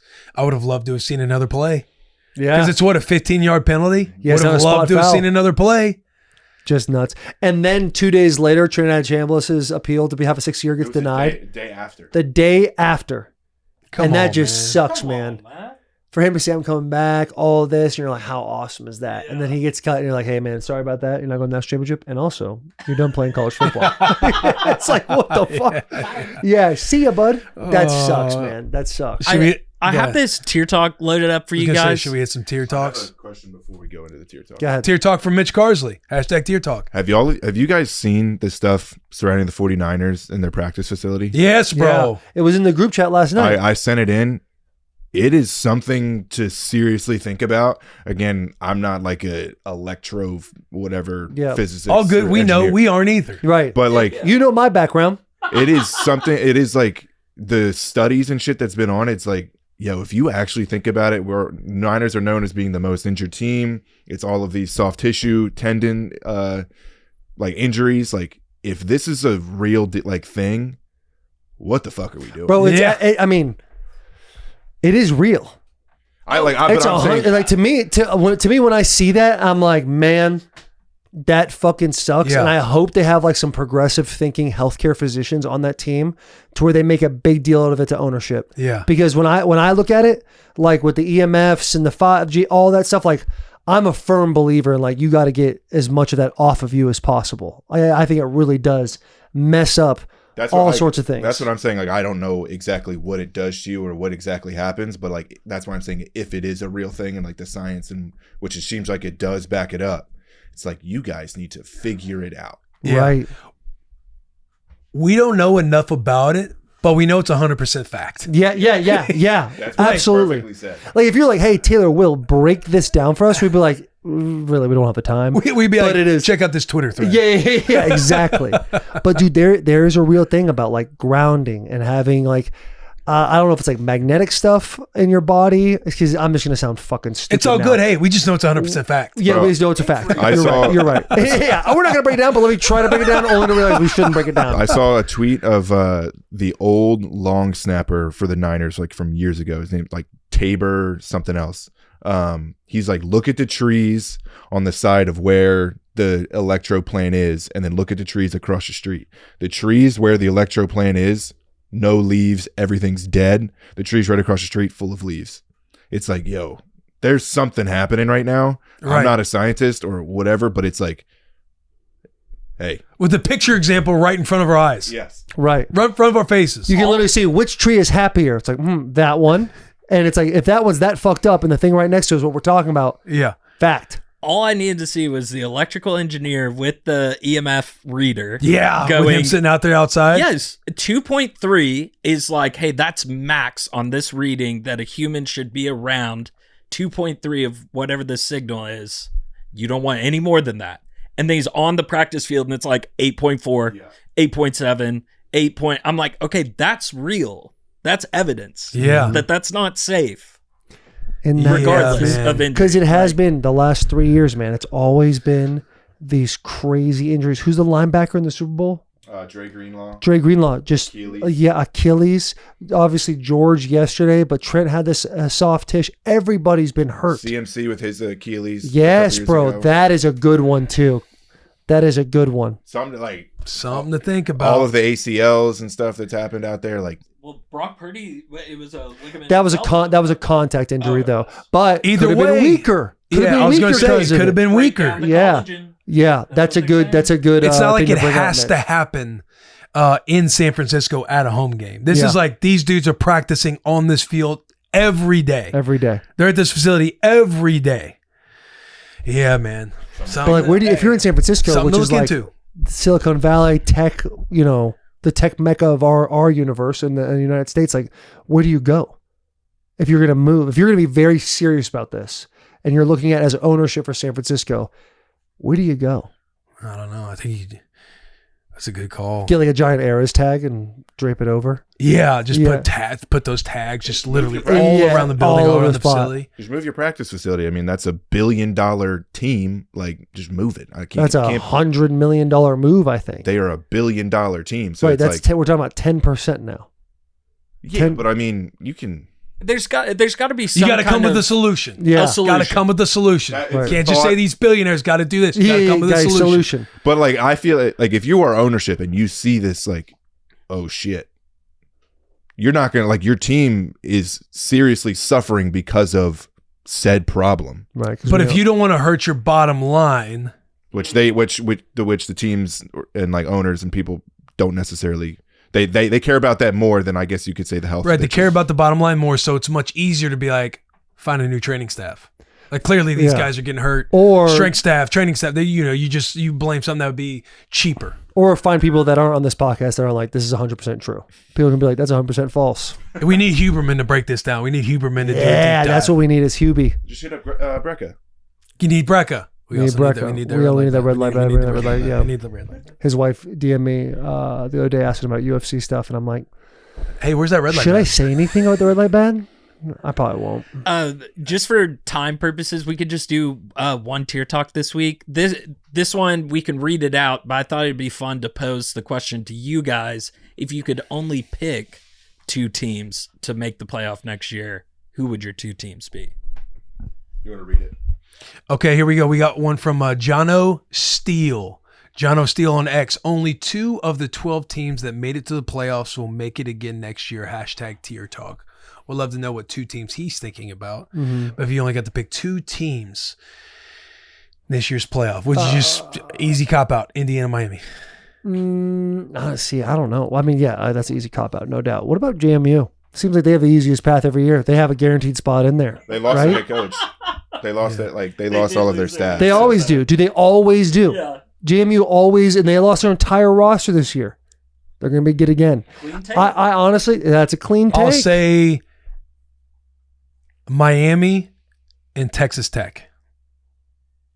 I like Texas Tech. I'm not going Miami with you. I mean, Do they have a quarterback That's yet? what I'm saying. You got Texas Tech. They're number 1 in the portal right now. Like Miami's going to be really good in the portal. Miami is by far the best team in the ACC. Like it's not even close. And Texas Tech is kind of operating in that same capacity. Because you look at these other teams, the conferences that they're in, the SEC and the Big Ten, you kind of see the parity that will be there next year in the college football season. Right. I feel like Texas Tech's just going to reload. Miami's going to reload. They're by far and above the best teams right now in their respective conferences. Texas Tech does it. They have the number 3 transfer portal class. Sorsby. As of right now, Sorsby just transferred in there. Sorsby. Sorsby's a dog. And I agree with you in that the Big 12 and the ACC are the lesser of the 2, or the lesser than SEC Big 10. So yeah, I like that take. Because Miami when you is a say lot Miami, of I'm thinking, but they haven't been back in forever, blah, blah, blah. But it's like, it is a 12-team playoff. And I think they clearly realize that like we made it harder on ourselves than we have to be by losing to SMU and Louisville. Yeah. Like next year, they're going to go in. My biggest question mark for Miami is who's your quarterback next year? Who are they going to have? They're losing almost like a lot of people. And Mesidor, I haven't seen a whole lot. I hope a Miami fan's watching this right now being like, because I'm not familiar with what their transfer portal looks like Yeah. right now. So if somebody in the comments can let me know, that'd be awesome. Because it seems like those are the 2 clearest paths. And also, we keep forgetting in the ACC who's run that for 12 years, and that's Clemson. They're losing. They don't have a quarterback. Yeah, but I think it's so easy for us to like, oh, Clemson had a bad year when they had expectations to like win the ACC, probably be in the position Miami's in right now, to be like, okay, they're done. And it's like Dabo, regardless of what, JP's biases flood onto us, he's a good coach. And so there is that, like, there's Miami and then also Florida State and there's also Clemson. So you don't know. Yeah. Yeah. But I think Texas Tech for sure. I love the idea of Texas Tech. Sorsby's. Let's hit another one. You want to hit another Just one? hit Yeah, another I gotta one. pee real bad, but yeah. Okay, so Dr. Boozler's Indiana story, the best story in all of sports. If they win, I'm thinking so. Hashtag Tier Talk. I feel like we broke that down. I would be fully on board with Dr. Boozler. Yeah, I think a documentary comes out immediately followed by a major motion picture. Dr. Steve here. Who is Matt Ryan going to select as the next head coach for the Atlanta Falcons? Hashtag TierTalk. This is RSD4444 on X. Not a real doctor in parentheses. Not a real doctor. Not a real doctor. Not a real doctor. More of a dentist. Yeah. Um, I don't know. I'm not. I don't keep up in this. I'm not savvy in the NFL head coach market. I know that Harbaugh's in there, and if LaFleur goes in, apparently he's number one now. Yeah, That's what I know. I don't have a full pulse on the coaching carousel. Because I know Matt Nagy's getting a lot of looks. Kevin Stefanski, John Harbaugh. Stefanski would be a good one. Arthur Smith is in that. Robert Saleh. Everyone seems like he's going to get another shot at it. Kubiak. Like, there's a lot of great names out there. Go get Kubiak. Well, if you're Kubiak and you're an offensive-minded coach, do you want to go take the Atlanta Falcons job? Fair, yeah. You can't put together two good knees between your two quarterbacks. Yeah, that's very fair. No disrespect to the boys, like there's just been a lot of injuries. There's been rumors. I don't know if y'all have heard anything about Kirby Smart wanting to maybe flirt with the NFL. Yeah, I saw Ryan Day, Kirby Smart, and also Sarkisian are all like very interested in the NFL because I'm big on the Twitter Spaces, my Michigan Twitter Spaces right now, and the lore behind it is like something's going on behind closed doors at Ohio State, and someone tweeted that and then pulled a like from a couple of Ohio State players liking that tweet, which is adding to the allegedness of Ryan Day head of the NFL. I obviously want to beat Ohio State's ass every single year. I think it is a catastrophic move for Ryan Day. I think he could be successful in the NFL, but I think, bro, like you're going to be on a top 5 program every year. Oh, yeah. Like you guys have money, you have the recruiting classes. Wide receivers think wide receiver you. Like grass isn't always greener. I don't know what the pay scale is for coaches in the NFL, but I feel like you can make a shit ton more money as a coach in college. Because I think Kirby, Day, and I think Sark, they may be close to like that tens of millions per year. They're both. I think they're both above 12. I could see Day, all three above 12. I feel like that's way more money than you'd be making as an NFL coach. I don't know. I could be wrong. I don't know either. I really don't. Yeah, I don't know. I just feel like the ambition, I could see that from Coach Day. Like he's a younger guy in the game. Right. Like isn't Ohio State his first head coaching job? Yeah, he was there. I think he was at New Hampshire for a minute. I don't know if he was ever. Yeah, but he came over and Urban Meyer, he was like head coach and waiting with Urban Meyer. Yeah. They had the classic Ohio State's been his big, it's been his big job. Right. Like as far as his own journey and everything else, I could see him wanting to jump to the NFL But to go off of those three names, Kirby Smart, Ryan Day, and Sark, the three names that I've heard that you were just talking about, I think if anyone is going to try to take that step, Sark. Totally. 100%. He's the guy. Kirby, bro, you're going to have a statue. Ryan, you're going to have a statue. Like, you guys have got that. Sark is still he always has great teams, and I think he's a phenomenal head coach, but he hasn't won the national championship. There's box he hasn't checked that these two guys have. It's like, bro, don't try to be a guy that does everything. I would sit with them in a room and be like, you don't need to do all this. Like, this is the perfect world for you to stay in because you could be in the arguments with the Kurt Signettis and the Nick Sabans. Yeah. Here's a tier talk right here. Andrew Douglas at Dougie2424. 2019 LSU versus 2025 Indiana. Who are you taking and why? I will say I think it's a little bizarre thinking that this Indiana football team is the greatest football team of all time. Have you seen the win by point differential? Yeah. Indiana has he has a higher point differential win than the 2019 LSU. Indiana's average win is 31 points, and I think LSU's was 26. Or something like that. We now have enough of a sample size because it was also, hey, LSU beat 5 top 10 teams, blah, blah, blah, blah, to win that championship. And now Indiana has also done that. And in this world we live in, anybody who wins a national championship will beat 5 top 10 teams, And the 2019 LSU team, I think the only metric that really brought down their average on that was the Texas game, their season opener, where they won by 2 points. Yeah. I mean, bro, we're talking Joe Burrow. I know. Jamar Chase, Justin Jefferson. This question last week was not near as interesting to me as it is this week. And I'm sure, based on what I think how the national championship is going to go, it's going to get a lot more interesting at the end of this week. No, the teams that or the end of next week. The teams that LSU team played, their game against Alabama. You look at that game. I think there's 20 NFL starters who played in that game. Playing in the SEC back then, before the Big Ten has taken over these last couple of years, before NIL, I think it's not apples to apples. Dude, I don't disagree with you, but when you use the argument of this Alabama team had this many drafted guys, that's where I fall back on. If I'm going to fight for Indiana, it's like, well, we have to see how many Alabama guys that they just beat by their biggest loss since 2000 whatever. How many of those guys get drafted? True. You know, because like Indiana's playing like Purdue, they're playing Maryland, they're playing. Whoa. Like, we're all on the same. We're on the same boat. Yeah, but I wouldn't use Indiana and Maryland. You guys speak for yourselves. I'm not in the same boat as you guys. I do think Big Ten, it's like a hard stop. They're the best conference. Yeah, but I'm saying if they win the national championship again, the last 3 national championships have all been Big Ten, and they've all been by different teams. Yeah. I wonder what the stat on that is, and I know like the little biasness. I'm just saying like that is clearly to me like right now Big Ten runs college football to where I think so much so that next year we see this top 25, we'll start to shift that a little bit. Because the reason why people are so heavy on the SEC is like, look how many top 25 teams we have preseason. And it's like, okay, but you know, when it all kind of ends up, it's like these teams should have been rated higher. maybe the SEC was. I'm just saying, Mitch trying to talk about the lack of opponent that Indiana's played, I think is, you don't use Purdue and Maryland. Like in the quarterfinals last week, Indiana was the only squad that had beaten 3 teams currently left in the quarterfinal. Between Ohio State, which was the best team in the country, beat them in the Big Ten championship. Obviously, Miami just beat them. Oregon twice, killed Oregon the second time. I'm more so saying for the point differential part.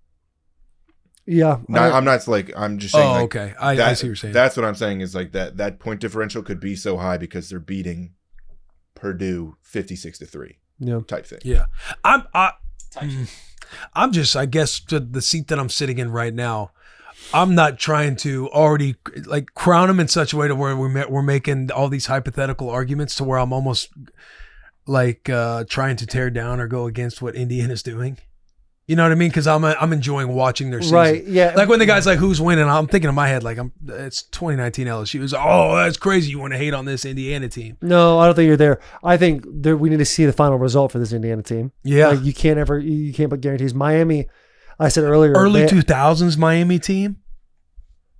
I'm thinking to myself. 97 Nebraska. Kind of nice. 94, 95. 97 Nebraska didn't win the national championship. 94, 95. The Nebraska team in the 90s. I'm just saying the 97 Nebraska. Okay, but just to be clear, who won the national championship? Michigan won that national championship. Okay. But in all the arguments when people argued the early 2000s Miami team, it's always the early 2000s Miami team in like 97 Nebraska.